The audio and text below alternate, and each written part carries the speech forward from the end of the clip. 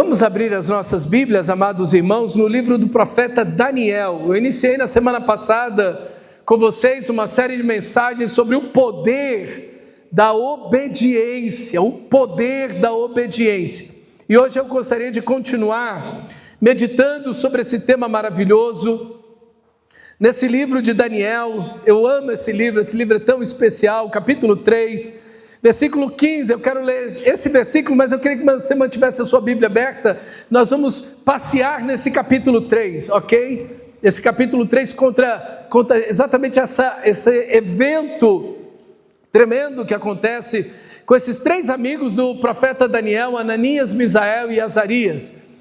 E hoje eu gostaria de ver sobre o tema de o poder da obediência, quando a sua obediência, amado irmão, é desafiada, e com certeza ela vai ser desafiada, em alguns momentos de uma forma mais grave, em outros momentos de uma forma mais suave, alguns momentos de forma bem direta, outros momentos de uma forma muito sutil, mas a sua obediência será desafiada. E o que nós devemos fazer quando a nossa obediência a Deus é desafiada? No capítulo 3, versículo 15, eu vou ler só esse versículo, ele é bem grande, mas eu vou ler só ele para dar início ao nosso texto. Agora, pois, disse Nabucodonosor a esses três jovens, agora, pois, se vocês estão prontos, quando ouvir o som da trombeta, da flauta, da citra, da harpa, da lira, da gaita de foles, prostrem-se e adorem a imagem que eu fiz, mas se não a adorarem, serão no mesmo instante lançados na fornalha de fogo ardente. E quem é o Deus que os poderá livrar das minhas mãos? Irmãos, que texto, hein? Que desafio! Deixa aberta a sua Bíblia aí, nesse capítulo 3. Lembrando de uma definição que eu fiz semana passada com vocês, a obediência é a resposta de amor perseverante do coração regenerado, iluminado pelas Escrituras, fortalecido pelo Espírito e unido a Cristo, que se submete cada pensamento, afeto, decisão e ação ao senhorio de Deus, não para conquistar o favor de Deus, mas porque já foi conquistado por sua graça. A obediência é isso, é essa definição, é essa resposta de amor e de perseverança que damos a Deus, pela graça de Deus, pelo poder do Espírito, em obediência às Escrituras, iluminados pelas Escrituras Sagradas e unidos a Cristo. Então nós respondemos em obediência a Deus, ao senhorio dEle, não para ganharmos alguma coisa de Deus, mas porque já fomos conquistados por esta graça. E a obediência é a marca dos eleitos de Deus, do povo de Deus. Essa obediência sob o poder de Deus. Esse texto que nós estamos lendo conta o evento, a história que acontece mais ou menos 600 anos antes de Jesus. Esses quatro jovens, Daniel, Ananias, Misael e Azarias, eles estão na Babilônia, e uma cidade que nasce lá naquele evento da Torre de Babel, lá no capítulo 9, 10, lá no livro de Gênesis. É uma das cidades mais antigas do mundo, é uma cidade que nasce da revolta contra Deus. Eles levantam uma torre em revolta a Deus, dizendo: nós vamos entrar, nós vamos invadir os céus, nós vamos chegar aos céus e vamos tomar o trono de Deus. Então essa cidade Babilônia nasce exatamente dessa ideia, e aí então Deus desce para confundir os idiomas, confundir as línguas e separar esse povo, porque eles vão se autodestruir novamente, como tinha acontecido aproximadamente 300 anos antes, no dilúvio. Então essa cidade, ela representa um lugar de confusão, ela representa, inclusive no Novo Testamento, no livro de Apocalipse, é um símbolo É aquela prostituta que está vestida de vermelho com uma taça de vinho na mão, só que o vinho não é vinho, é o sangue do povo de Deus.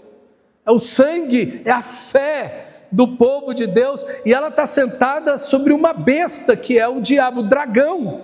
Então veja a imagem terrível que o livro de Apocalipse faz da Babilônia, e exatamente aqui a ideia de um sistema contra Deus. É um sistema que existe, um sistema de pecado que quer destruir a fé do povo de Deus. É tudo o que a Babilônia deseja, é tudo o que esse sistema de pecado que se infiltra na cultura em todos os lugares do mundo. O que deseja, qual o objetivo? A fé do povo de Deus, a fé dos eleitos de Deus. Então Satanás reúne, segundo o livro de Apocalipse, todas as suas forças contra o povo de Deus. É o diabo, o dragão, a antiga serpente que sustenta esse sistema, essa mulher que tem essa imagem tão terrível de uma prostituta. Então, o que é a Babilônia? A Babilônia é a religião sem Cristo como Senhor e Salvador, vai dizer John Owen. Esse sistema religioso que fala de Cristo muitas vezes, mas que não obedece a Cristo, ok? Então é uma revolta contra Deus. São cerimônias que substituem o arrependimento, tradições que substituem as escrituras sagradas, o humanismo, as boas obras que substituem a cruz, os sacerdotes que substituem Cristo. Então eu me chego a Deus por meio de um homem e não por meio de Cristo. Então a apostasia mais perigosa não vem de um paganismo aberto, daquela feitiçaria aberta, daquele paganismo declarado, mas da religião que conserva o nome de Cristo, enquanto abandona o verdadeiro evangelho. Então, Babilônia, ela seduz, essa imagem dessa prostituta é uma imagem de sedução, é uma imagem que conquista, que oferece prazeres abertos e pervertidos que te afastam de Deus, ok? O diabo, ele sempre vai trabalhar para que você desobedeça a Deus, não na força, mas geralmente ele trabalha no aspecto da sedução. Foi assim que ele fez com Adão e Eva. Raramente acontece como um texto como esse, que na força bruta a coisa vai. E a igreja onde está, por exemplo, Coreia do Norte, China, em países perseguidos, na maioria das vezes, que essa força bruta ela é exercida contra a igreja, vamos perseguir, vamos prender, vamos sequestrar bens, a igreja cresce nesses lugares. Você vê que um país comunista como a China tem a maior igreja do mundo. Veja, o comunismo não acabou com a igreja, mas o capitalismo acaba com a igreja. Veja a igreja na Europa, veja a igreja nos Estados Unidos, veja a igreja no Brasil. Essa ação sedutora que faz você se apaixonar pelo secularismo, pelo dinheiro, pelos prazeres, pela religiosidade, pela frieza espiritual. Não, está tudo bem, eu tenho o nome de cristão aqui, todo mundo aqui é cristão, então está tudo bem. Quem não ama a Deus? Não, todo mundo aqui ama a Deus. Então, isso é mortal para uma verdadeira fé e uma verdadeira obediência. Se Satanás entendeu que isso é mais efetivo, isso traz resultados melhores para ele do que perseguir abertamente a igreja. Porque na China, as conversões estão acontecendo. Em países perseguidos, as conversões estão acontecendo. Mas a gente pouco vê conversões genuínas, verdadeiras, em países que se dizem cristãos. Então, essa perseguição, essa sedução, ela é mais efetiva, ela é mais funcional do que essa perseguição aberta. E a ameaça intimidadora aqui que a Babilônia faz a esses 4 rapazes é dizer que, imagine, aqueles 4 adolescentes chegando na Babilônia, tinham viajado quase 2.000 quilômetros de casa, sem pai, sem mãe. Quando chegam naquela cidade, eles estavam numa cidade pequena, num país devastado. A melhor cidade que tinha estava às ruínas, Jerusalém. Imagina quando eles chegam lá na Babilônia, depois de verem milhares, mais de 1 milhão de soldados conquistando Jerusalém, e eles chegam naquela cidade da Babilônia, em Suzã, aquela cidade que é 10 mil vezes maior e 10 mil vezes mais rica que Jerusalém, talvez ainda mais de 10 mil vezes, tamanha a riqueza daquele lugar e a grandeza daquele lugar. A mensagem que a Babilônia está dizendo é: nós somos mais fortes, nós somos mais ricos, nós somos mais poderosos, nós somos mais inteligentes, nós somos mais numerosos, nós somos mais bem armados, mais organizados, nós temos uma cultura superior, somos mais estratégicos, tudo em nós é melhor, nós vencemos todos os nossos inimigos. Então, meus irmãos, quando você às vezes está lá no seu trabalho, na sua escola, nos seus afazeres do dia a dia, e você olha a igreja, você olha, poxa, a igreja é tão pequena, a igreja é tão fraca, a igreja, nós somos às vezes tão poucos, e quando você olha a grandeza de tudo, você vê a Copa do Mundo que está acontecendo, quantos milhões, quantos bilhões não estão envolvidos em tudo isso, aqueles estádios belíssimos, monumentais, lotados de gente, de todas as partes do mundo, gritando e torcendo. Você olha para a igreja e fala: meu Deus, a gente é tão pequeno, a gente é tão fraco. É muito fácil, irmãos, se encantar com a Babilônia. É muito fácil. É muito fácil, ao olhar a Babilônia, desprezar a igreja do Deus vivo. É muito fácil, é muito fácil. O dinheiro faz isso com a gente, seduz a gente muito facilmente, os prazeres pecaminosos fazem essa sedução muito facilmente. Como a Babilônia, então, desafiou e desafia o Evangelho. A primeira coisa que a Babilônia vai dizer, o recado que a Babilônia vai dizer, é que o Evangelho deve se adaptar se quiser ser relevante. Olha, não dá para ser esse Evangelho de 2000 anos, gente. Não, pelo amor de Deus, nós estamos no século 21. O negócio é estar pregando uma palavra de 4.000 anos atrás, de 2.000 anos atrás. Que coisa é essa? Está antiquado demais, está careta demais esse negócio. Esse negócio está muito ultrapassado. Meus irmãos, a Babilônia sempre vai dizer isso para você. O Evangelho não pode ser mais o mesmo. Nós temos que reformular, nós temos que atualizar o Evangelho. Você vai ver pastores dizendo isso. Pastores dizendo isso. Tem que atualizar o Evangelho, não pode ser mais do jeito que era. Gente, a gente está no século 21, não pode ser mais assim. A outra coisa que a Babilônia vai dizer é que a soberania do eu substitui a soberania do Evangelho. Não, tem que fazer a minha vontade, esse negócio do Evangelho, de obedecer a palavra de Deus, de seguir esses costumes antigos demais. Não, gente, a gente tem que ser moderno, hoje está todo mundo vivendo uma vida diferente aqui. A gente não pode, mas tem que aceitar as coisas, faz parte. As pessoas estão aí vivendo sua vida sexual aberta, enfim, as pessoas estão vivendo. A gente não pode recriminar essas coisas, a gente tem que aceitar, abraçar tudo que está por aí. Então, a Babilônia força exatamente nessa direção. A minha experiência substitui a palavra de Deus. O mais importante é o que eu sinto. São os meus sentimentos. Eu estou no culto, eu senti, vai e faz. Um pastor, eu não vi isso, mas um pastor que estava nesse café da manhã dos pastores falou: poxa, eu li uma carta, e vou dizer citar porque está na internet, está aberto e não tem, do Caio Fábio, que alguém escreveu para ele: não, me apaixonei, um outro pastor, eu me apaixonei por uma mulher da igreja e tal, e ele, agora a gente se ama e tudo, ela deixou o marido dela, eu deixei a minha esposa, e está junto agora, e a igreja recrimina a gente por causa disso. E ele disse: olha, não se preocupe com a igreja. Olha o Caio Fábio falando: não se preocupe com a igreja, o importante é você amar, é o que você sente. Aí a Babilônia aí, dizendo para você que a sua experiência, o que você sente, o que você quer, está acima da palavra de Deus. Siga o seu coração. e não siga as Escrituras. Então a Babilônia vai apontar nessa direção, ok? Sorrisos e bênçãos devem ser a essência do Evangelho e não a adoração. Não, eu quero textos que me motivem, eu quero textos que me alegrem.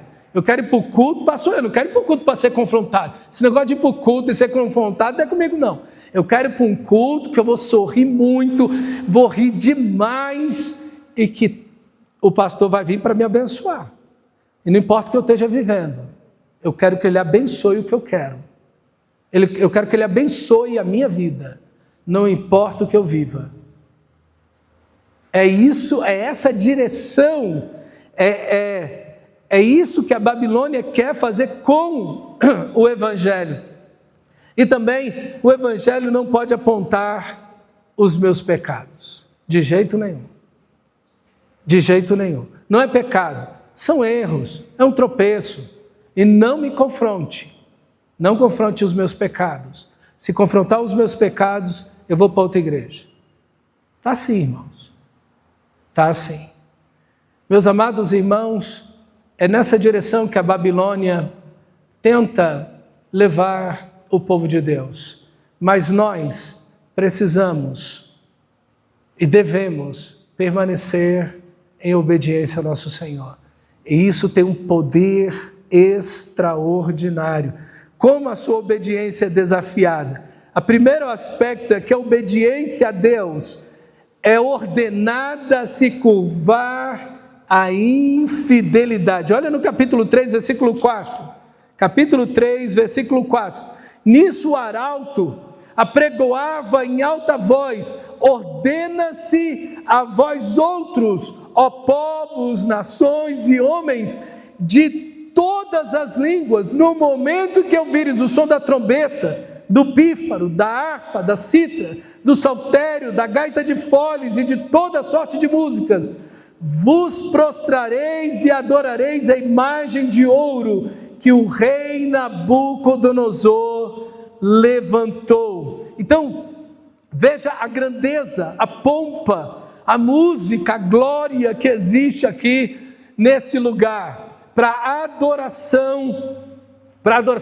Irmãos, existe muitíssimo dinheiro envolvido nisso aqui, porque no capítulo 2, Nabucodonosor teve um sonho de uma estátua, e a cabeça era de ouro, e na interpretação Daniel disse: olha, a cabeça de ouro é você, Nabucodonosor, e depois vão vir outros reinos, até que vem o Messias, a pedrinha que é cortada sem auxílio de mãos humanas. A cabeça de ouro é você. O que ele fez no capítulo 3? Ele levantou uma estátua do tamanho de um prédio de 10 andares de ouro.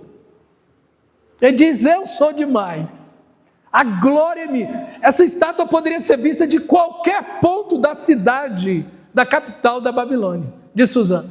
Qualquer ponto da cidade veria-se um prédio de 10 andares naquela época. Uma estátua de 3 metros de largura, 30 metros de altura, de ouro. Se ela fosse revestida de ouro, seriam 390 bilhões de reais, só para revestir ela em ouro. Se ela fosse maciça, eu não fiz nem a conta. Você imagina a glória, a riqueza, a pompa, a força, o domínio que essa estátua representava. E exatamente isso, irmãos, o que a Babilônia quer é que a sua obediência se dobre à infidelidade. O primeiro mandamento é: não terás outros deuses diante de mim, não farás para ti imagem de escultura, nem semelhança alguma do que é em cima dos céus, na terra, nem nas águas, nem debaixo da terra. Não se prostre diante delas, nem as adore. São os primeiros mandamentos do Senhor, nos 10 mandamentos. E exatamente aqui, que Nabucodonosor ordena que todos, não há exceção, todos devem se prostrar diante da estátua que ele levantou. Ninguém poderia ficar de fora, ninguém, absolutamente ninguém. E o arauto vai dizer: olha, quem não se prostrar vai ser lançado imediatamente na fornalha de fogo. Então, irmãos, a cultura Babilônia, o pecado sempre vai te empurrar para a infidelidade a Deus. O seu coração. É uma batalha que não é só externa, é uma batalha interna. O meu coração, ele quantas vezes quer se guiar para a desobediência a Deus. E assim o seu também. Então uma batalha interna e externa. Gálatas vai dizer: a carne luta contra o espírito luta contra a carne. É uma guerra civil na alma do cristão. E ele deve servir em obediência ao Senhor. E o pecado, a cultura pecaminosa vai usar de todos os elementos para seduzir você e te guiar nessa direção. O outro aspecto é que a obediência é desafiada pela maioria. Olha o versículo 7 do capítulo 3.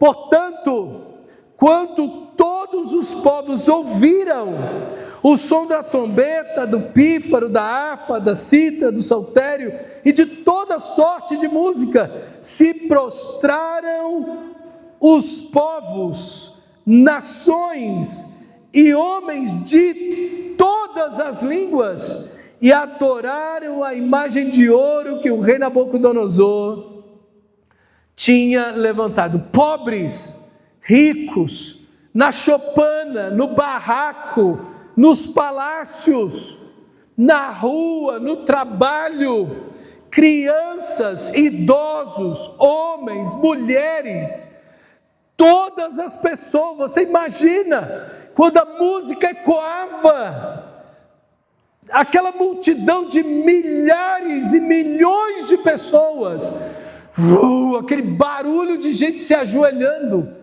aos milhões ao mesmo tempo, entregando palavras de adoração àquela estátua. E você vê 3 adolescentes, 3 jovens em pé. Só eles estão em pé. Muito fácil ver alguém assim, não é? Todo mundo se ajoelhou, só tem 3 em pé. É muito fácil você identificá-los. Nós somos pressionados pela maioria. Nós somos pressionados pela maioria. A maioria das pessoas no seu trabalho te pressionam. A maioria das pessoas na sua escola te pressionam. A maioria das pessoas na vizinhança te pressiona. A maioria das pessoas na sua família te pressionam. Mas você não pode ceder à maioria. Pastor, mas está todo mundo fazendo. Aí o que sua mãe ia dizer? Você não é todo mundo, glória a Deus. Alguém pode dizer amém para Deus e para essas mães? Jesus Cristo. E está certíssimo. E está certíssimo, irmão. Irmãos amados, a maioria vai pressionar você a adorar, a ser infiel, e você vai encontrar pessoas que dizem-se cristãos, vivendo uma vida relaxada, religiosa, infiel a Deus. Vem no domingo, canta ao Senhor, e durante a semana vive uma vida errada, dá mau testemunho onde está. E alguém pergunta: e você é crente? Sim, sou crente, sou evangélico, sou cristão. Ah, está vendo? Olha, esse que diz que é cristão e faz isso, porque tu não faz? Porque tu não anda na mesma linha que esse. Já não bastasse a ideia de você ter que lutar contra o pecado, a cultura e a opinião dos não crentes. Agora ainda tem crente meia boca que dá mau testemunho e você ainda é lançado no meio de tudo isso. Meus irmãos, que você não siga a maioria. É a obediência que faz você a identidade de um discípulo de Cristo Jesus. Ainda que um mar de gente se prostre e adore e viva e faça, você permaneça em pé diante do trono e do Cordeiro, para servi-lo, para amá-lo, e não importa quem seja, que você seja fiel ao Senhor. A Babilônia também vai desafiar a sua obediência a Deus, denunciando você e acusando você. Irmão, não tem como. Olha o versículo 8. Ora, no mesmo instante que eles não se prostraram, no mesmo instante, chegaram alguns homens caldeus e acusaram aqueles 3 rapazes. Olha o versículo 12 agora. Eles estão falando com o rei: há alguns homens judeus que tu constituíste sobre os negócios da província da Babilônia. Eles estavam ajudando a administrar a maior cidade do mundo. Pessoas do alto escalão, de alta responsabilidade, mas também de alta confiança do rei Nabucodonosor. Sadraque, Mesaque e Abednego. Esses homens, ó rei, não fizeram caso de ti, a teus deuses não servem, nem adoram a imagem de ouro que levantastes. Mas aí é na hora, no mesmo instante. Viva o Evangelho, irmão. Viva o Evangelho. Você não precisa criar briga com ninguém, você não precisa caçar problema, você não precisa acolher e tentar buscar para si mesmo nenhum tipo de problema ou perseguição. No mesmo instante que você obedecer a Deus, vão denunciar você e vão acusar você. O diabo e seus filhos são rápidos para acusar o povo de Deus. Mas você, fique firme. Fique firme. Irmãos, a obediência mostra que existem 2 reinos no mundo: o reino da luz e o reino das trevas. E você está do lado de quem você obedece. A obediência vai determinar de que lado você está. Aquele que tem os meus mandamentos e os guarda, o obediente, esse me ama. Esse está junto a mim. Esse tem comunhão comigo. Isso é maravilhoso, irmãos. Que você permaneça firme. Não importa o que vão acusar você. Não importa o que vão dizer de você. Permaneça em obediência ao seu Senhor. Permaneça firme. Vai haver o desafio. As pessoas mais chegadas vêm para coagir seu compromisso com Cristo. Mas permaneça fiel ao Senhor. O outro desafio à sua obediência a Deus é que sempre haverão ameaças. É o texto que eu li para você no versículo 13. Então Nabucodonosor, irado e furioso, quando você obedecer a Deus, o que vai acontecer? Quando você não obedece a Deus, as trevas não vão ficar furiosas contra você. Não vão ficar enfurecidos contra você. Mas quando você obedece, com certeza. Então Nabucodonosor, irado e furioso, mandou chamar Sadraque, Mesaque e Abednego, e trouxeram a estes homens perante o rei. Falou o rei e lhes disse: é verdade, ó Sadraque, Mesaque e Abednego, que vós não servias aos meus deuses, não adorais a imagem de ouro que eu levantei. Agora, pois, estáis dispostos.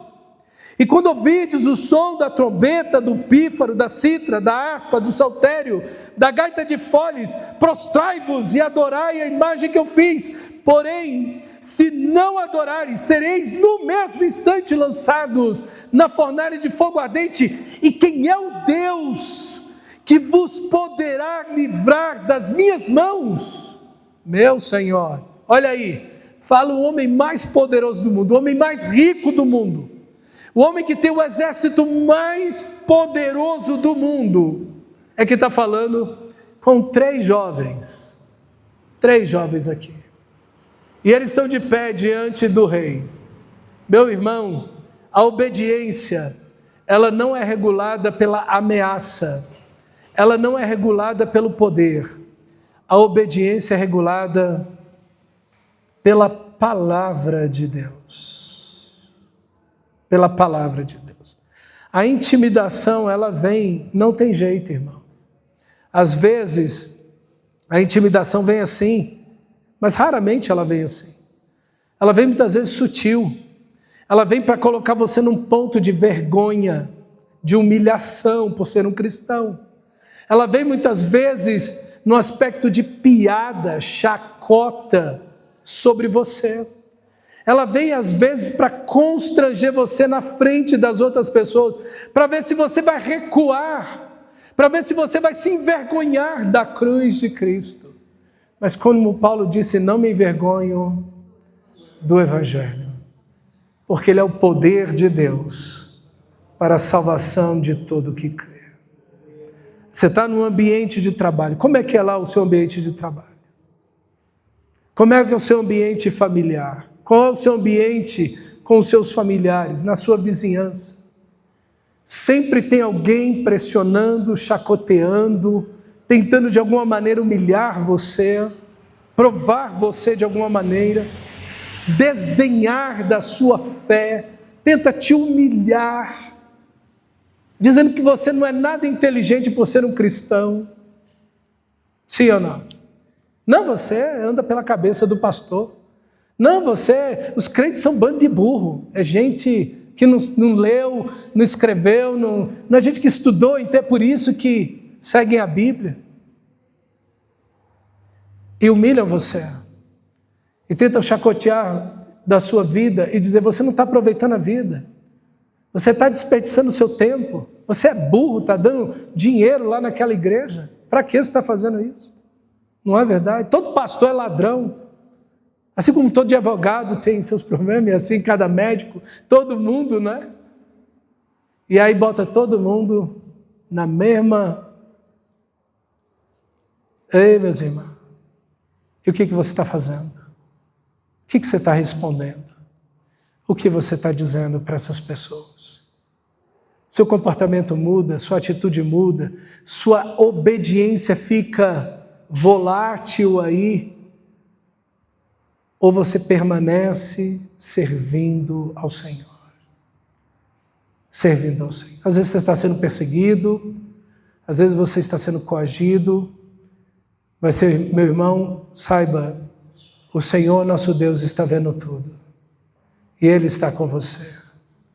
Ele está com você. Não desobedeça ao seu Senhor. Não se acovarde nem por 1 milímetro, nem por um momento. Não ceda, permaneça fiel ao seu Senhor, porque diante do desafio, a obediência a Deus deve ser ousada. Olha o versículo 16. Responderam Sadraque, Mesaque e Abednego ao rei, ó Nabucodonosor. Essa expressão de não colocar ó rei em primeiro lugar, é para dizer para ele que ele não é o Deus que ele pensa que é. Eles não estão sendo desrespeitosos, mas eles estão colocando Nabucodonosor no lugar dele. Você é só um homem. Você fez essa estátua aí, mas você é apenas um homem. Eles vão falar o rei no final lá também. Eles não vão deixar de ser respeitosos, mas eles colocam um ponto aonde tem. Eles colocam um pingo nos is. Ó Nabucodonosor, quanto a isso, não necessitamos te responder. Se o nosso Deus a quem servirmos quer livrar-nos, Ele nos livrará da fornalha de fogo ardente e das tuas mãos, ó rei. Se não, fica sabendo, ó rei, que não serviremos aos teus deuses, nem adoraremos a imagem de ouro que levantaste. Meu irmão, esses jovens amavam a Deus. A obediência verdadeira, a ousadia verdadeira, a obediência cristã, como eu li no começo para você aquela definição. A obediência cristã, meu irmão, é um coração que ama a Deus. A verdadeira obediência, a obediência que nasce de um amor a Deus, Daniel, ele não deixou de orar porque ele amava a Deus. Eles não estão deixando de adorar aos deuses aqui por simplesmente um desafio pelo desafio, por uma rebelião, não. Eles não estão adorando essa estátua, eles não adoram os deuses da Babilônia, porque eles amam ao Senhor. É aqui que estamos, irmão. É aqui que está o grande ponto da obediência, é amar o Senhor. É onde está o nosso coração. A obediência verdadeira é aquela que nasce do coração. Eles não se deixaram encantar pela riqueza, a glória e os prazeres da Babilônia. Ao contrário, eles amaram ainda mais o Senhor e o buscaram ainda mais. Esse é o nosso grande desafio. É estar na cultura, é estar no mundo e amar mais o Senhor. Veja, irmãos, se o diabo tentou ao nosso Senhor Jesus Cristo e tentou seduzir Jesus no deserto, apresentando a ele todas as riquezas do mundo, todas as glórias dos reinos do mundo, e dizendo para ele: tudo isso te darei, se prostrado me adorares. Você acha que o diabo não vai tentar a mim e a você? Tentou Jesus a isso. A grande tentação, irmão, é que você se apaixone pelo mundo, é que você ame o dinheiro, é que você ame os prazeres. Essa é a grande tentação. Porque quando isso acontecer, Jesus diz: você não pode servir a dois senhores. Você não pode servir a Deus e as riquezas. Você não pode amar o dinheiro. Você não pode amar os prazeres dessa vida. Esses prazeres que Deus nos proporciona e que Deus nos abençoa são para a glória dEle, são para desfrutarmos de tal maneira que o nome de Deus seja engrandecido. Mas os prazeres não podem tomar o lugar de Deus na minha vida e na sua vida. As pessoas não podem tomar o lugar de Deus na minha vida e na sua vida. Amarás o Senhor teu Deus de todo o teu coração, é o mandamento. E Jesus vai dizer em Lucas capítulo 14, que se nós o amarmos, que nós devemos amá-lo mais acima do pai, da mãe, dos filhos, do cônjuge, de tudo que temos e de nós mesmos. Ele é o primeiro, ele é o único. Ninguém pode estar aí. E isso é idolatria. A idolatria não é adorar uma estátua. A idolatria é perder o primeiro amor. Aí está a idolatria. É quando ele não é mais a paixão da nossa vida. E a paixão da nossa vida é outra coisa, ou outra pessoa, ou uma novidade que chegou na nossa vida. E esse é o desafio para a nossa obediência. É não nos prostrarmos, é não nos encantarmos pela Babilônia. Esse é o desafio. Você está encantado pelo quê, meu amado irmão? O que tomou o lugar da sua oração? O que tomou o lugar da sua leitura diária da palavra? O que está tomando o lugar da adoração na sua vida? O que tomou o lugar do culto? O que tomou o lugar do serviço? Daquela alegria, paixão por Deus, pela sua palavra. Alegrei-me quando me disseram: vamos à casa vamos para o culto. Alegrei-me. O que está roubando essa satisfação em Deus na sua vida? Porque no momento que você perder essa satisfação em Deus, aí estará a idolatria instalada no seu coração. Você já se dobrou a outro Deus. Que Deus livre a mim e a você disso, meu amado irmão. Esses meninos, esses rapazes aqui permaneceram em pé diante do rei. Permaneceram em pé porque amavam a Deus de todo o coração. Entregaram suas vidas, arriscaram suas vidas. Eles não estavam encantados porque estavam ficando mais ricos. Estavam trabalhando. Eles tinham a confiança do homem mais poderoso do mundo. Eles estavam nos cargos mais altos e elevados daquela sociedade. Eles não estavam encantados por isso. Eles não estavam andando aos farrapos, estavam vestindo as melhores roupas, comendo a melhor comida. Eles estavam nos melhores empregos. Mas isso não encantou a vida deles. Estavam enriquecendo, mas isso não encantou eles. Eles amavam o Senhor. Eles amavam o Senhor. Deus era o grande amor e a grande paixão da vida deles. Por isso eles não se dobraram. O que eu vou perder isso aqui? Eu vou perder esse emprego? Eu vou perder essas roupas, esse conforto? Eu vou morrer? Sou tão novo para morrer. Eu tenho uma vida inteira pela frente, vou aproveitar a vida. Está aí a Babilônia me oferecendo tudo. Mas eles amaram o Senhor. Não se deixaram encantar. A Babilônia não tinha o coração deles. Não tinha o coração deles. E não pode ter o nosso para a glória de Deus. Não pode ter o nosso. Se você se encantou por alguma coisa, irmão, que Deus te desencante disso e que você possa voltar fielmente ao primeiro amor. A verdadeira religião consiste principalmente em santas afeições, vai dizer Jonathan Edwards. Afeições, paixões por Deus, sentimentos por Deus, desejos por Deus. Afeições são pensamentos de amor por Deus.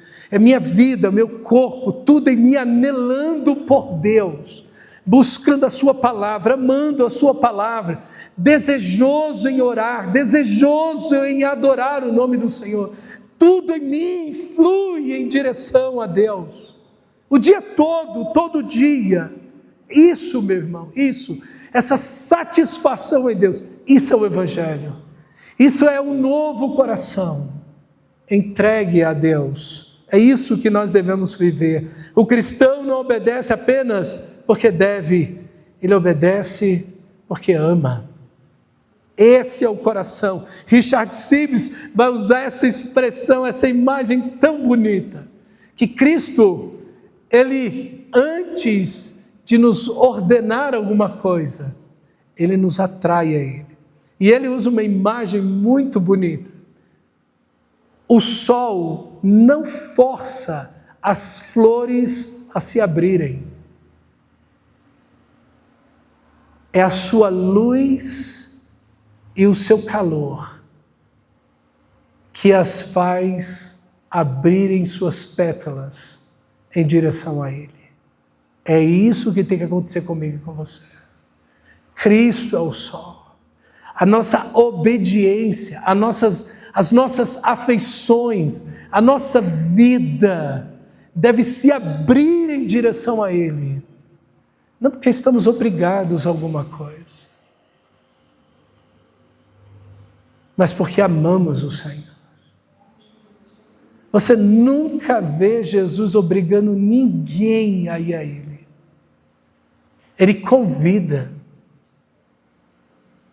Vinde a mim. Eis que estou à porta e bato. Se alguém ouvir a minha voz e abrir a porta.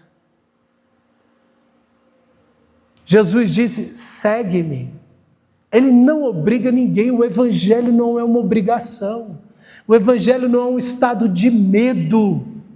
O Evangelho é obediência por uma verdadeira paixão e amor por Deus.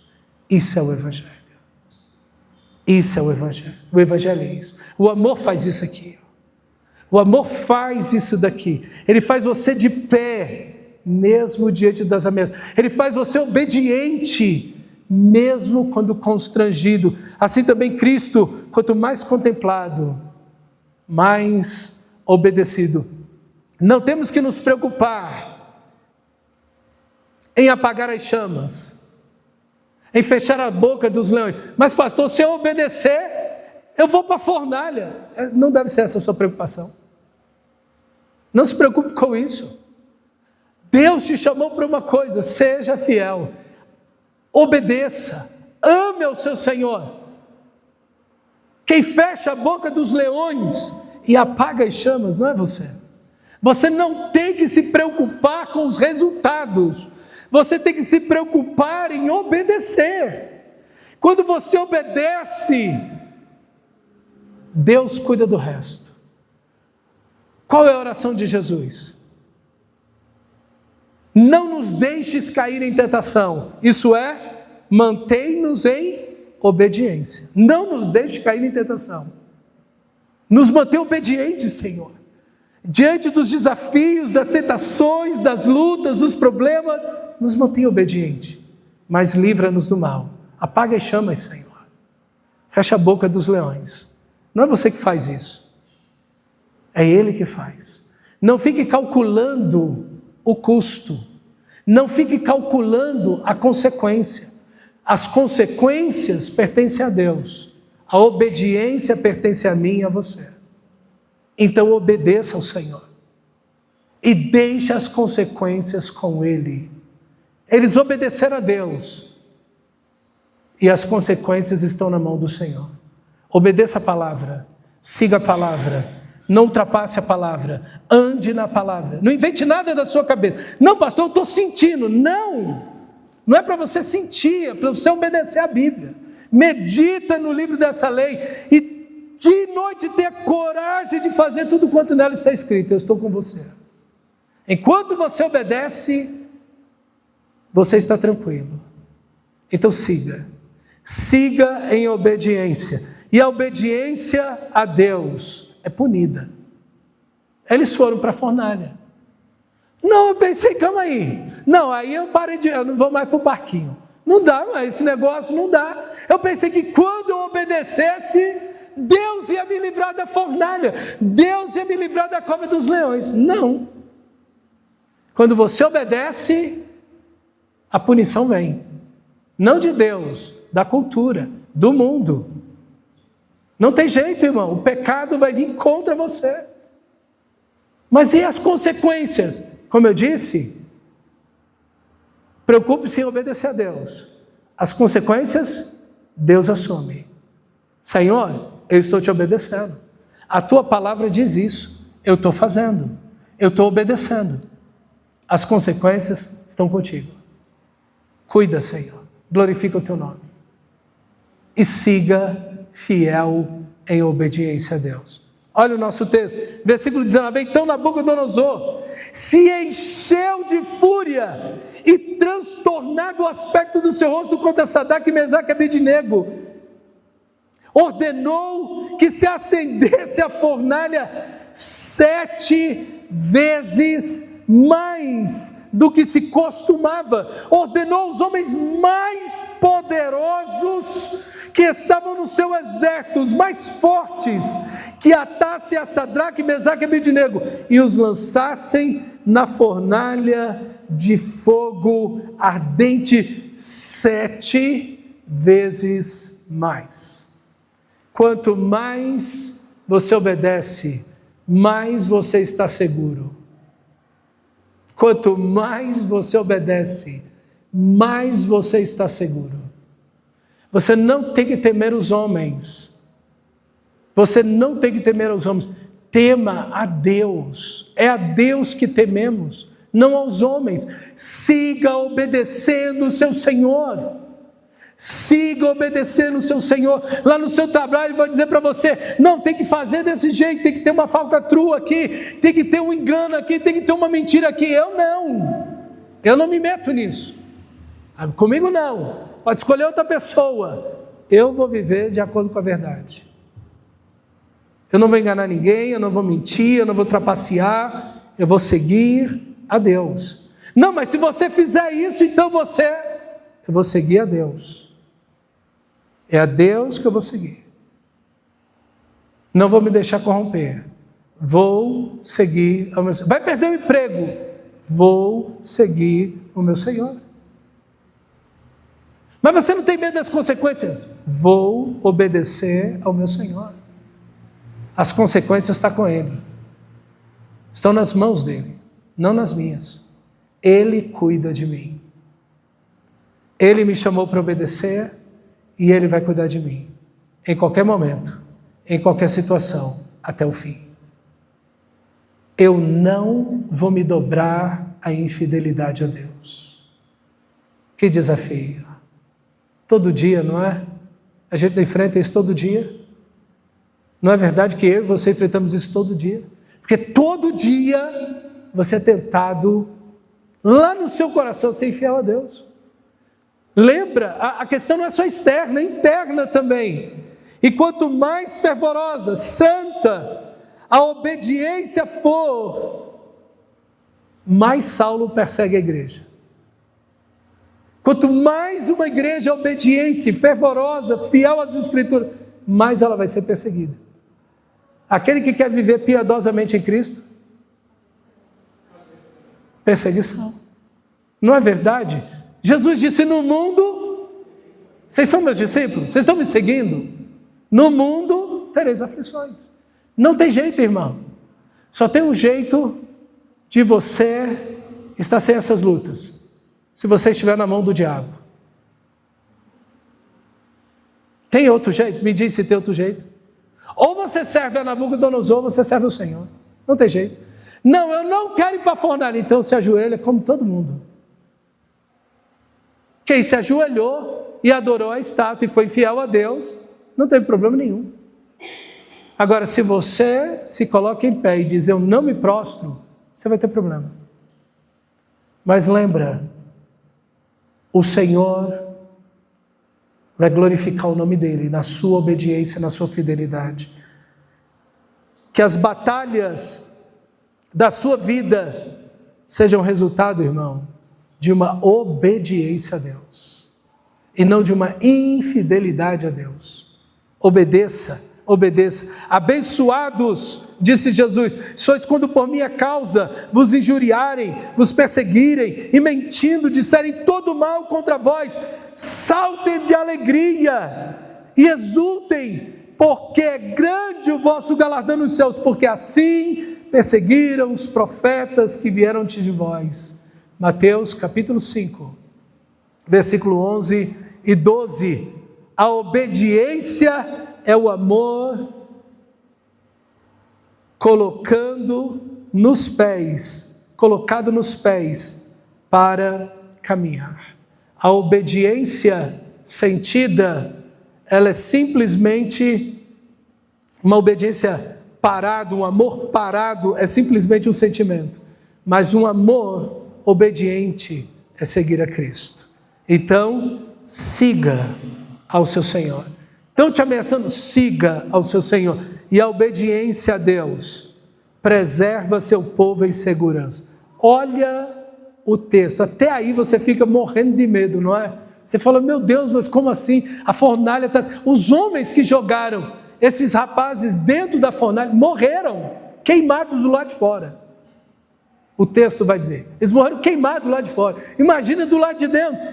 Versículo 24, então o rei, depois que eles caíram na fornalha, então o rei, Nabucodonosor se espantou e se levantou depressa e disse aos seus conselheiros: não lançamos nós 3 homens atados dentro do fogo? Responderam ao rei: é verdade, ó rei. Tornou ele e disse: eu porém vejo 4 homens soltos que andam passeando dentro do fogo, sem nenhum dano, e o aspecto do quarto é semelhante ao Filho dos deuses. Ah, eu quero ter essa experiência gloriosa na minha vida, eu quero ver. Então obedeça. Ah, pastor, eu quero. Então obedeça. Todo mundo quer passear na fornalha. Com Jesus, claro, né? Claro. Foi um negócio extraordinário. Quando esses anjos chegaram perto da fornalha, a proteção já estava antes de cair na fornalha, né? Porque se não tivesse antes, eles tinham queimado junto com os outros, estavam fora. Quando eles foram lançados, caíram lá dentro, já caíram de pé. Eita glória! Né? Aí é pentecostal, aí é... Ai, aleluia, glória a Deus! Mas cadê a obediência? Isso aqui é resultado de obediência. Isso aqui não é reteté não, meu amigo. Isso aqui é resultado de obediência. Cadê os infiéis? Estão tudo de joelho lá diante da estátua. E cadê o povo de Deus? Obediente, no fogo com Cristo. A sua obediência leva Deus para dentro da fornalha. Deus está lá, Cristo está lá, o Pai está lá, o Espírito de Deus está lá. Então não tenha medo, irmão, porque se Deus é por nós, então seja obediente, não se renda, não seja infiel, não se prostre, permaneça fiel ao Senhor. Deus está ali, Deus está contigo. E é tremendo a resposta deles. Nós não temos que te responder a isso, ó rei. Se o nosso Deus quiser nos livrar, Ele vai nos livrar. Está vendo? O resultado não é com a gente. Nós não temos que te dar razão a isso. Não é conosco. Se Deus quiser nos livrar, Ele vai nos livrar. Se Ele não quiser nos livrar, nós vamos morrer aqui. Mas fique sabendo que não vamos te adorar, nem os teus deuses, e nessa estátua miserável que você fez aí. Nada disso adoraremos. Serviremos ao Senhor com todo o nosso coração. Isso, irmão. Essa é a fé. A fé verdadeira que ama a Deus não é a fé da bênção. Ah não, se Deus me abençoar, eu fico com Ele. Se Deus me abençoar, não, estou tendo tribulação, problema, dificuldade. Não, se é para isso, eu não vou servir mais a Deus, não. Eu estou aqui para ser abençoado, não estou aqui para passar por luta. A fé verdadeira, a fé que nasce do amor, não. A fé que nasce do amor é igual ao casamento. Na alegria e na tristeza, na dor e na doença, na abundância e na escassez. Em qualquer momento. Em qualquer momento. O verdadeiro amor é isso. O verdadeiro amor não é interesseiro. Ele não está porque eu estou sendo abençoado. Quando eu não estou sendo abençoado, quando eu estou no sofrimento, eu continuo amando o meu Senhor. De todo o coração. E servindo a Ele, sendo fiel. Isso, irmão.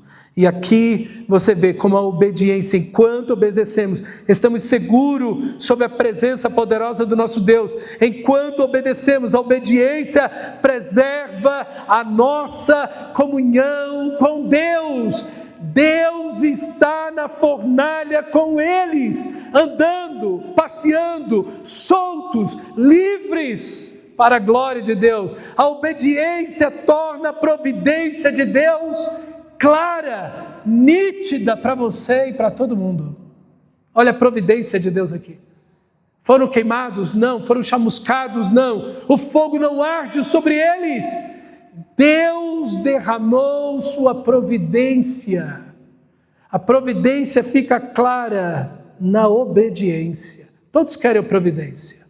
Todos querem a mão providencial de Deus. De milagre, então obedeça. Então obedeça. Providência, ela está ligada à obediência. Não espere providência na desobediência. A providência está na obediência, então obedeça. Todo mundo quer. Aí eu queria tanto estar lá. Tem até um pessoal que faz uns negócios legais, acho até interessante. O pessoal tirando selfie. Eu não sei como é que o pessoal faz isso, deve ser olhar. Lá na fornalha de fogo, está lá Ananias, Misael e Azarias, dentro da fornalha, Jesus junto, e eles tirando uma selfie, e a chama de fogo em volta deles, e eles lá. Eu acho o máximo esse negócio, é fantástico. Se fosse hoje, seria mais ou menos isso, porque o pessoal ia cair com o celular e tudo, né? Então, glória, o celular não queimou, vamos tirar uma selfie aqui, para a glória de Deus, e para registrar o momento, né? Meu irmão, todo mundo quer estar naquela selfie. Seja obediente. Eu quero dizer para você que os resultados são muito maiores do que as provações. As bênçãos são muito maiores que as lutas que você enfrenta. A obediência traz o sorriso de Deus para nós. Quando você obedece, Deus sorri para você. Está lá meu filho, naquela luta, com medo no seu coração, apreensivo, nervoso, triste, em lágrimas. Obediente. Deus sorri para você. Ele diz, ali está o meu filho. Olha que filho amado eu tenho. E Deus sorri para você. A obediência traz libertação, sempre do pecado, e da destruição final. A obediência é a armadura da consciência. Caíram na fornalha com a consciência limpa. Não nos prostramos diante de Deus. Sabe por que eles estavam na Babilônia? Como escravos? Todo o povo de Israel, toda a nação de Israel. Porque Nabucodonosor foi lá e entrou na cidade de Jerusalém e capturou todo mundo. E o capítulo 1 do livro de Daniel vai dizer que Deus entregou a cidade de Jerusalém e todo o Judá nas mãos de Nabucodonosor. Não foi Nabucodonosor que pegou, foi Deus que entregou na mão dele, por causa da idolatria. Porque eles foram infiéis ao Senhor, séculos e milênios infiéis a Deus. E esses rapazes estão dizendo, nós não. Todo mundo foi. Para trás os nossos pais, avós, todo mundo foi. Todo mundo viveu essa vida, nós não. Eu e a minha casa serviremos ao Senhor. Não vamos nos prostrar. E olha o resultado. A obediência é o caminho da paz e da alegria. Quantos querem paz e alegria? Então, sabe o caminho? Qual é o caminho? Obediência. Obediência. Olha como eles terminam. A obediência a Deus triunfa, glorificando a Deus e cumprindo a missão. Versículo 28, falou Nabucodonosor e disse, bendito seja o Deus de Sadraque, Mesaque e Abednego, que enviou o seu anjo e livrou os seus servos, que confiaram nele, pois não quiseram cumprir a palavra do rei, preferindo entregar o seu corpo a servirem e adorarem a qualquer outro Deus, senão o seu Deus. Olha aí, meus irmãos, que coisa extraordinária. A obediência revela a fé, a confiança, o amor e a entrega dos filhos de Deus ao seu Pai Celestial. É isso que a obediência faz. Ela revela esse amor que você tem a Deus, sua confiança a Deus, a sua fé. É isso, essa paixão por Deus. A todo mundo, a Deus em primeiro lugar, mas a todas as pessoas. Nabucodonosor reconheceu o Deus de Sadraque, Mesaque e Abednego. Esses são crentes de verdade. E olha ali, versículo 29, portanto faça um decreto, pelo que todo povo, nação, língua, que disser blasfêmia contra o Deus de Sadraque, Mesaque e Abednego, seja despedaçado, e as suas casas sejam feitas em monturo. Por quê? Porque não há outro Deus que possa livrar como esse. Obedeça, cristão, obedeça, porque quando você obedece, meu amado irmão, a obediência restaura a ordem do universo. Deus é glorificado. Deus é glorificado. Toda aquela... E aquela estátua agora? Todos os povos da terra sabem que o Deus de Daniel, Ananias, Misael e Azarias fez o que fez. Apagou o fogo, livrou eles das chamas. E agora, e aquela estátua? O que ela virou? Um nada. Um nada. Aquilo não é nada agora. Quem é Deus? Quando você obedece, você cumpre a missão. É o testemunho que você dá da sua vida, de uma vida correta diante de Deus. A obediência revela a inutilidade da estátua e do poder humano e revela a glória e o poder de Deus. Mas também a obediência muda a cultura.